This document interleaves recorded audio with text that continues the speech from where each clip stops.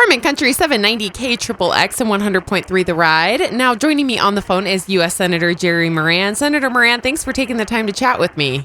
Addison, I'm so glad to be with you. Thank you. And it's great to be in northwest Kansas when there's a lot of green instead of brown. It's wonderful to be out here. Good. We're glad to have you. Now, I was going to ask a little bit. Will you tell us what you're doing in Colby today, why you're out here?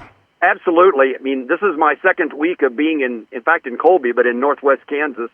The Senate, the House of Representatives is out of session for most of the month of August. That gives me a time I come home every weekend, but this gives me a time on weekdays to be out and visiting with people, having meetings and conversations.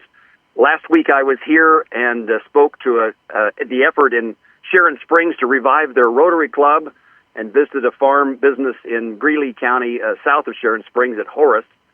And I was on my way home. I was in Colby last Friday to help celebrate the completion of a new ag building at the high school and talked to a lot of farmers and educators, particularly ag educators, about what's going on. And it's great to be back. I've just finished walking Main Street of Oakley, and I'm headed to Colby now.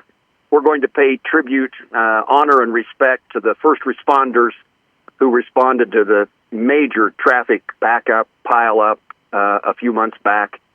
The folks who were there and helped, and really, we just want them to know I gave remarks on the Senate floor, and I want to come out and shake their hand and express gratitude on behalf of all Kansans and really on behalf of Americans for people who put their life at risk, and that certainly was the case that day. And I'm doing the same thing in Goodland today. So we'll talk to first responders in both places and acknowledge their tremendous service to the community. Yeah, that's great to hear. That definitely was an impactful situation, and I know that they appreciate your support in coming out here. Now, I do want to ask while I'm on the phone with you, kind of as we move throughout the year, we've seen reconciliation happen, in the Senate and kind of helping that progress the Farm Bill. Do you have any updates on the Farm Bill that you can tell us about? Well, Addison, thank you. I mean, there's a lot of talk about the great, big, beautiful bill, the reconciliation bill, but not a lot about the ag components. And certainly the press across the country has focused on Medicaid and Medicaid reimbursements, and we certainly care about that when it comes to small town hospitals.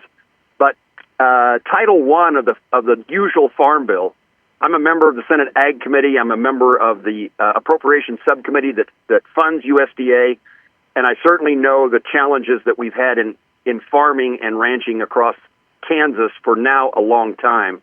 But this has been one of the most challenging years with drought and low commodity prices and high input costs.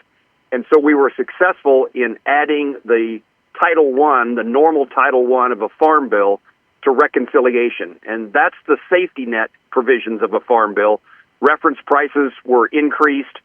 That means farmers have a better chance of going to their bankers, their financiers, and seeing what is available, what the assistance will be in difficult times, and provide some certainty to farmers and their lenders. So a significant step in the right direction that gets generally a significant agreement that there was something that was valuable and needed to be done in a timely fashion. And the Farm Bill was just taking too long, so we got the safety net in place. That's great to hear. That's great to know that we kind of have that safety net in place, and you guys are putting in lots of good work. We appreciate you being out here in Western Kansas. Thanks again for taking the time to chat with me. I know people are going to love to hear what you were up to. Great. I just finished walking Main Street of Oakley, where I heard a lot of folks talking about agriculture and farming, as you'd expect, and I look forward to visiting with folks in Thomas County and in Sheridan County as well. Great. Thank you so much again. I hope you have a good rest of your day. Thank you.